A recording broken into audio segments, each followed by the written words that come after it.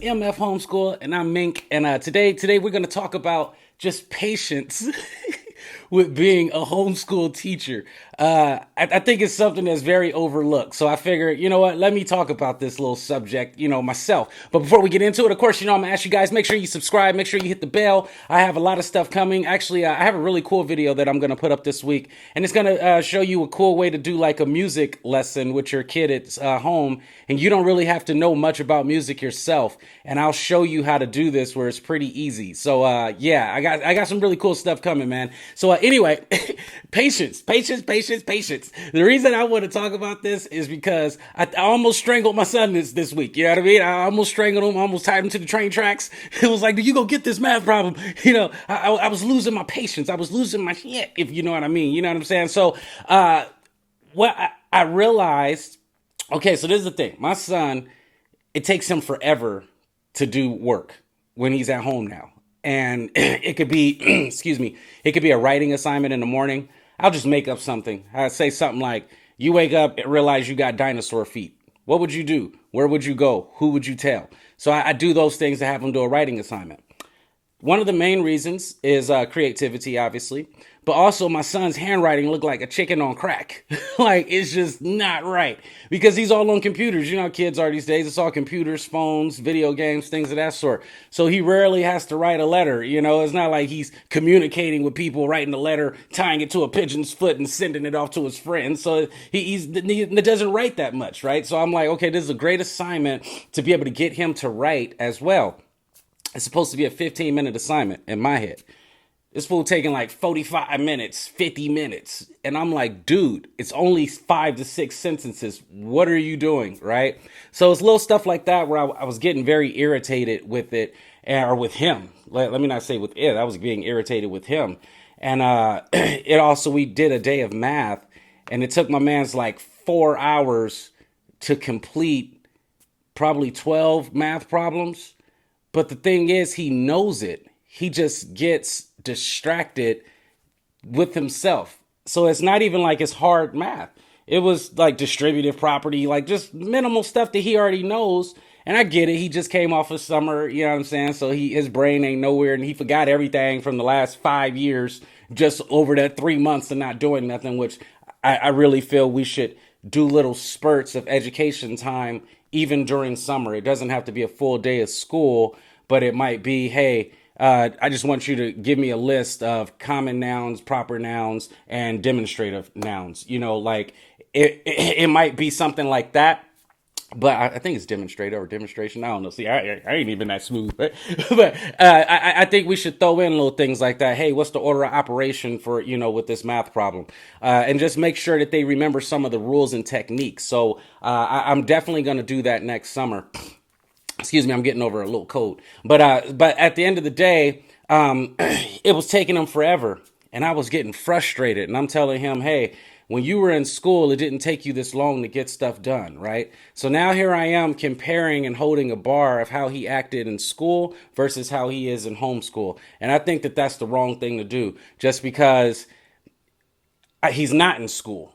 So why keep bringing that up?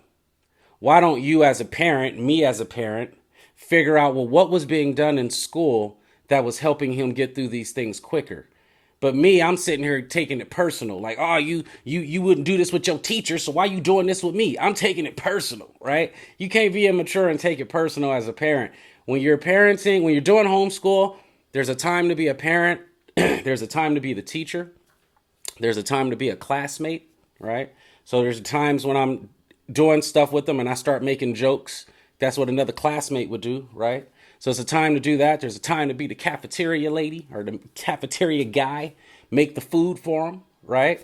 There's all these different things. You got to be a PE teacher at some point. It's different things hats you have to wear. But one of the hats that you're not wearing is your parenting hat. So we have to stop getting so frustrated and becoming so impatient as a parent instead of being a teacher. Because just as much as I'll tell him, if you was in school, you wouldn't be doing this. Well, if I was in school, my teacher also wouldn't be talking to me the way you talking to me right now. You know what I'm saying? And that's just the truth. And I had to tell myself that, you have to realize as a parent, be mature and know, hey, This is my kid. They not going to get it the way I want them to get it. They don't get anything else the way I want them to get it. Why would they get this the way I want them to get it? Because school is not your child's idea. This is your idea that was put on you from the government. You know, they say it's mandatory that you give your child education. Not saying we should give them education, but what I'm saying is the child has nothing to do with this decision. Your child didn't wake up like, doing. I think I want to go and challenge myself with numbers. Yep, and if you can, throw some letters in the mix of that math problem.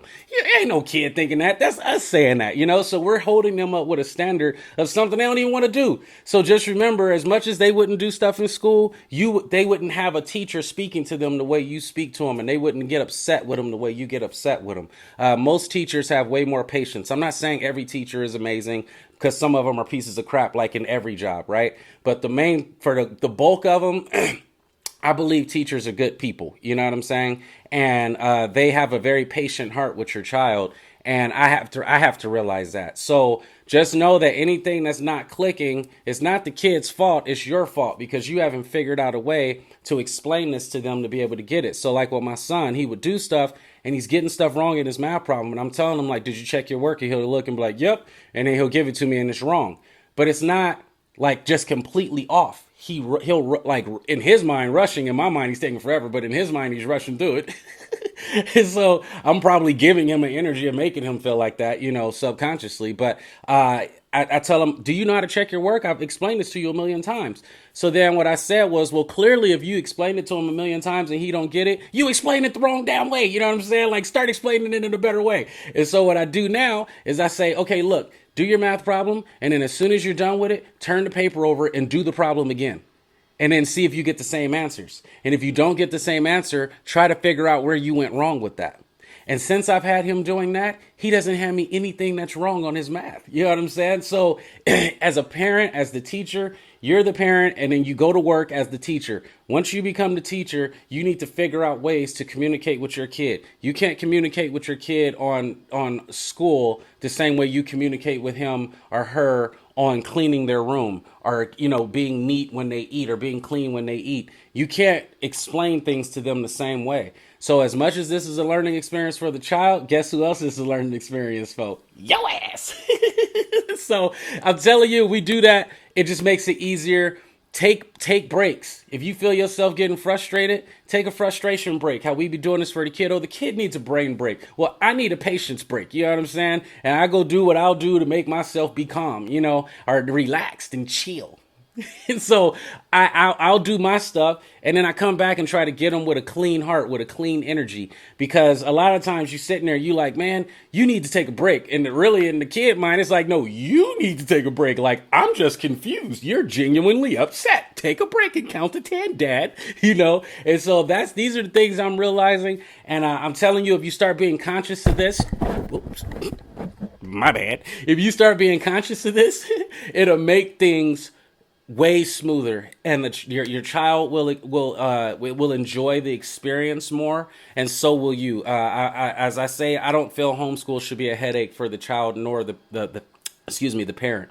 So, you know, just keep those little things in mind. Hopefully this helps you. If you have any tactics of any sort or a story you would like to share that being a parent that it just went sideways as a teacher, drop them down in the comments, obviously. But make sure you guys subscribe, hit the notification. I'm going to holler at you guys, man. This is Mink with MF Homeschool. Y'all be good. Peace.